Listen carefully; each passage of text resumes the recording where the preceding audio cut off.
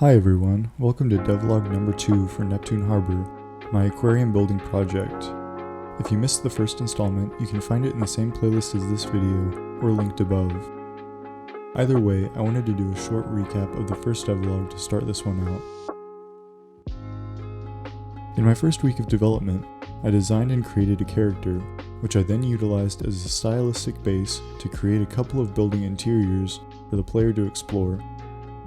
Importing the character in a hardware store into Unity, I was able to create the base functionality for the game, including movement, interactions, and character customization.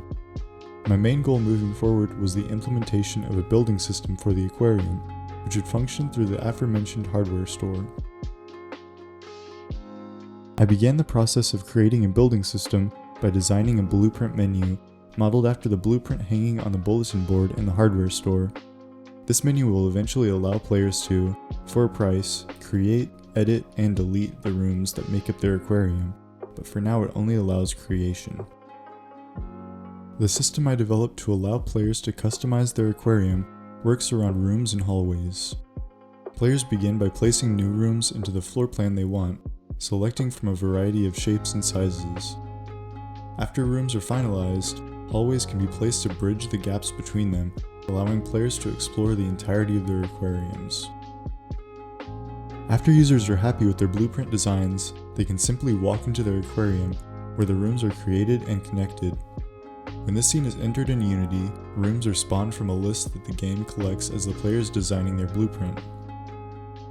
My primary goal within this scene was creating an experience for players in which they can seamlessly traverse their aquarium, allowing them to feel the connected floor plan while only showing them one room at a time.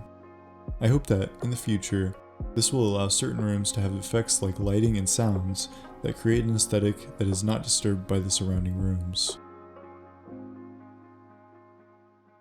This seamlessness was achieved by accessing the data from the blueprint to spawn doorways in relation to the rooms that each of the hallways are touching. This data is also used to ensure that the doorways have a connection to each other, creating a hallway effect where specific doorways lead to their partners.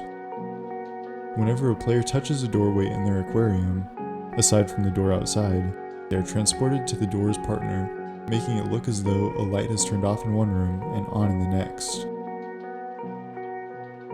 The final challenge in the room building process was the creation of colliders along the walls, which would allow the players to interact with the rooms. Since the doors are created at runtime, algorithms had to be written to find the center points between the doors, as well as their lengths, to create colliders along all four walls. Finally, I created a transition for the blueprint menu so that it would slide in and out when the player interacted with it. A similar transition will be used for future menus to create a stylistic consistency for players.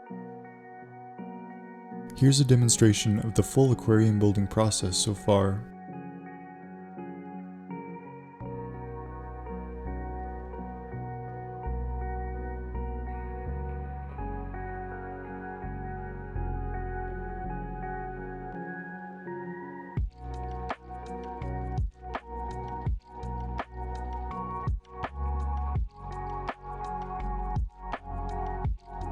Next, I decided to implement the customization system I created in the first devlog.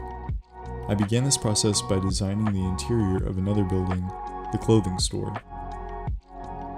Within the clothing store, players can enter the fitting room, which opens a menu and allows them to customize their appearance. My current plan is for this menu to open when players first open the game as well, but I also feel like they should be able to change this appearance at any time in order to reflect changes in their real-life appearance and relate more to their avatar.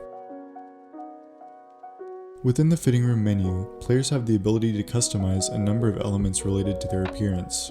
These are skin color, eyelash style, hair color, hairstyle, and uniform type. Uniforms will be unlockable content, but the rest of these elements will be completely available to players as soon as they launch the game, in order to approximate their appearance as accurately as possible. My priorities moving forward have slightly changed since the last video. Although the dialogue system is still important to me, I want to continue improving this building system in the coming weeks. Due to this, the next step I want to take is giving the players the ability to purchase furniture pieces and place them within the rooms that they create. Next, I want to set up a similar system for players to build fish tanks, which they can then edit to craft habitats. Finally, I want to update the blueprint menu to allow players to edit individual rooms, fine-tuning elements such as wall colors, floor types, and lighting intensity. Thank you so much for tuning in again. I'd love to hear any feedback on this week's progress down in the comments below.